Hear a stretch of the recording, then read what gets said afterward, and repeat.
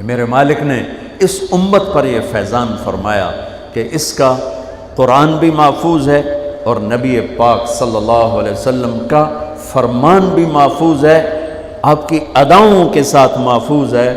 میں ایک آپ کو مثال دیتا ہوں، اگر ہمارے نبی پاک صلی اللہ تعالی علیہ وسلم کے چلنے کا انداز کیا تھا، اگر ہمیں یہ معلوم نہ ہوتا تو کیا فرق تھا؟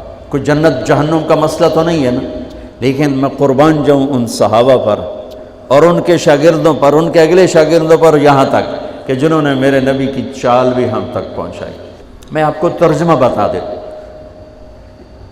یمشی تکفیاً ویقارب الخطا، آپ تھوڑا کندھے جھکا کے چلتے تھے اور پاؤں چھوٹے رکھتے تھے، کھلا پاؤں نہیں، ایسے نہیں، قریب، پاؤں چھوٹا، کندھے جھکے ہوئے، گردن آگے تھوڑی، اور چال میں تیزی، اتنی تیزی تھی کہ صحابہ کو ساتھ دوڑنا پڑتا تھا۔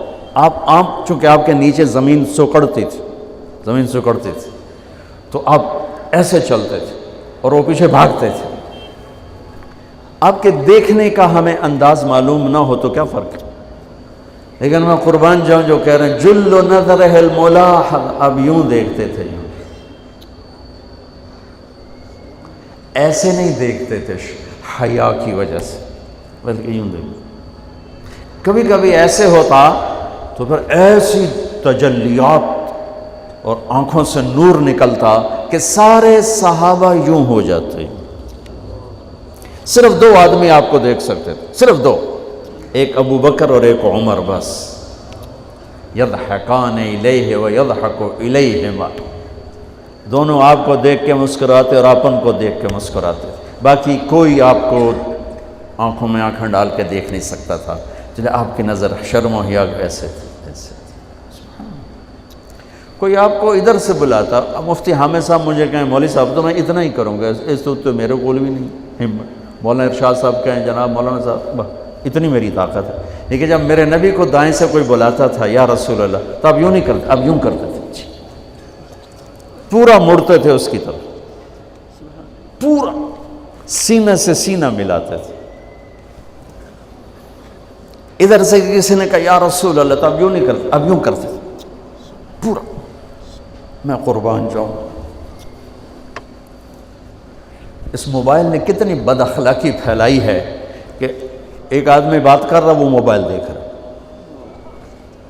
اور خاص طور پر والدین سے کہہ رہا ہوں، اب چھوٹا بچہ آئے اور اسے تم نے توجہ نہ دی، یہ گھروں میں 99.9% بلکہ 100% ہو رہا ہے، فون پہ لگے ہوئے، چھوٹا معصوم بچہ ماں سے بات کر، وہ فون پہ لگی ہوئی، ہاں ہاں بول کیا نا، سن دی پئیاں بھوک نہیں۔ آپ نے ذبح کر دیا۔ عربی کا لفظ ہے توجہ فرمائیں، یہ لفظ عربی کا توجہ فرمائیں کا مطلب ہے، یہ توجہ کی تا ہٹاؤ تو نیچے سے وجہ نکلتا ہے، وجہ چہرے کو کہتے ہیں۔ توجہ فرمائیں کا مطلب ہے بوتھا شریف میرے حال کر، میری طرف چہرہ کر کے بات کر۔ میرے نبی جب کسی سے بات کرتے تھے، سینہ بھی اس کو دیتے تھے، چہرہ بھی اس کو دیتے تھے۔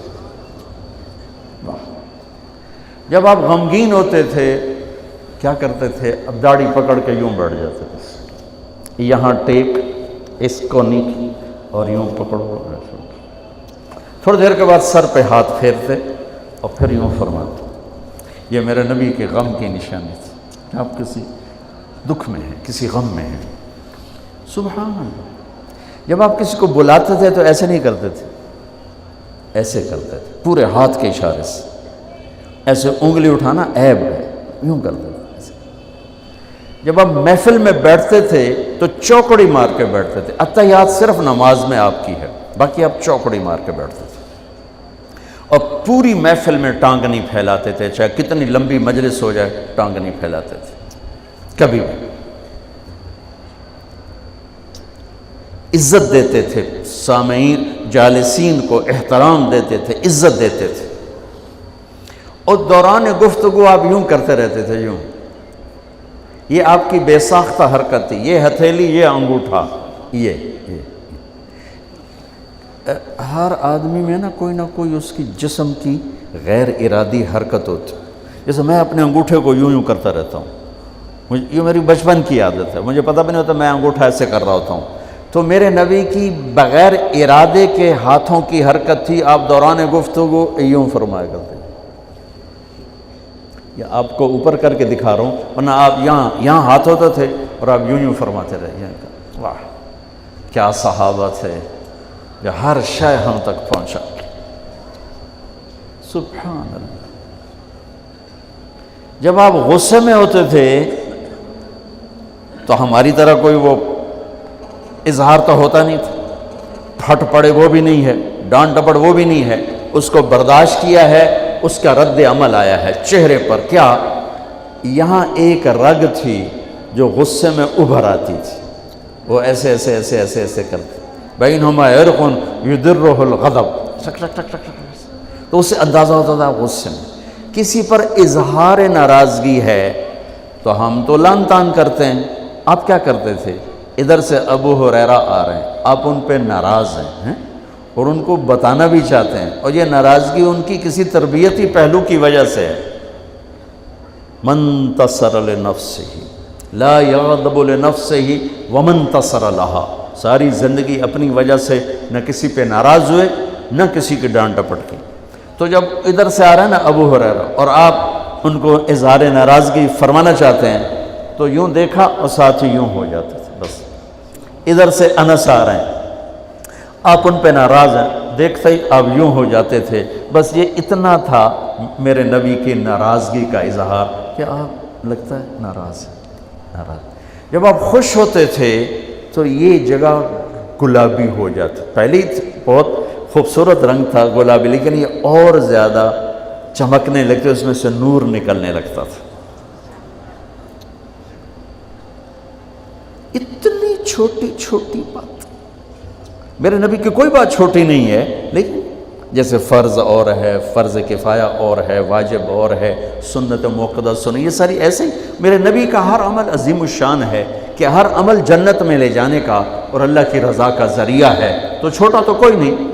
آپس میں تقابل کے، یعنی یہ میں وہ چیزیں آپ کو بتا رہا ہوں جن کا جنت اور جہنم سے تعلق نہیں، عشق سے تعلق، محبت سے تعلق. ہماری جماعت گئی حافظ آباد، وہاں میں وکلاء میں بیان کر رہا تھا. علاقے کے ایک بہت بڑے ذمہ دار آئے ہوئے تھے. کسی کام تو انہیں دیکھا تو ساری عدالتیں خالی. تو ان کا کیا ہوا کہ یہ تبلیغ والوں کا عالم آیا ہوا ہے، اس میں سارے چلے گئے. تو اس نے وہ پہلے تو بیٹھا رہا، پھر وہ جو جج کا ریڈر تھا انہوں نے کہا چودھری صاحب ایتھے ویلے بیٹھے ہو اور جا کے گل سن لو. وہ ذرا تبلیغ کو اچھا نہیں سمجھتے تھے. ان کا چلو ویلا بیٹھا سن لو. وہ آگے میں اس وقت اللہ کے نبی کے جانور بتا رہا تھا کہ میرے نبی کی 9 بکریاں تھیں، ان کے نام عجوہ، سقیہ، برکہ، ورثہ، زمزم، اطلال، اطراف، غیثہ، قمرہ. 9 بکریاں، 10واں بکرا یم، اور اس میں قمرہ آپ کی زندگی میں مر گئی.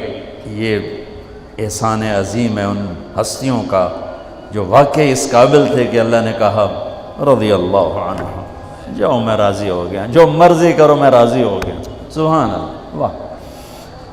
اور آپ کے اونٹ تھے 2 عسکر اور ثعلب، اور آپ کے خچر تھے عفیر اور دلدر اور فضہ، اور آپ کے پاس گدھے تھے 2 عفیر اور یعفور، اور آپ کی اونٹنیاں تھیں عذبہ، جدعا، شہبہ، قصوہ، اور آپ کے گھوڑے تھے لزاز، تراز، لحیف، سجل، سکب، سبحہ، ورد، یعصوب، یعبوب.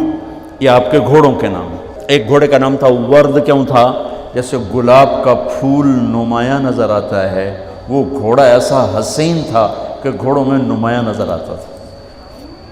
سبحہ ایک گھوڑے کا نام تھا. سبحہ، سبحہ تیرنے کو کہتے ہیں. ان لک فی النہار سبحا طویلا. اس گھوڑے کا نام سبحہ کیوں تھا؟ جب وہ دوڑتا تھا تو لگتا تھا جیسے پانی تیرتا جا رہا. خیر میں پھر لمبا چلا گیا. وہ جو تھے نا چودھری صاحب، وہ بیان سن رہے تھے. وہ گئے واپس گاؤں. تو اپنے امام کو بلایا، کہا مولانا صاحب ایک مسئلہ دسو کی اپنے نبی دی بکریاں دا نام کی ہے؟ وہ آکھن لگا یہ بھی کوئی مسئلہ ہے؟ اگے ہے تے بھاویں نہیں، میں تو آج دس ساڑھے نبی دی بکریاں دا نام کی؟ اسا کہا مسئلہ ہی کوئی نہیں تے میں دساں کی؟ اسا کہا تو آج تک میں نو پٹی پڑھائی ہے کہ اے نبی نو نہیں مندے تے اے نبی دے گستاخ ہیں، میں ہونے انہاں دے مولوی دی تقریر سنی ہے وہ تا نبی دی بکریاں نو مندیں تو آنا نبی نو نہیں مندے، ہون تو جماعتاں نو روکیا میں تنو کھلے پھرے سا۔ پھر وہ ہماری جماعت پوری کو لے گیا اپنے گاؤں نے 15-20 ہزار آدمی اکٹھا کیا، میرا بیان کروایا ہوا، کھانا ہوا۔ تو میں قربان جاؤں، آپ اسی سلسلے کی کڑی چل رہے جنہوں نے نبی کے علم کو لیا، آگے دیا، پھر آگے دیا، پھر آگے دیا۔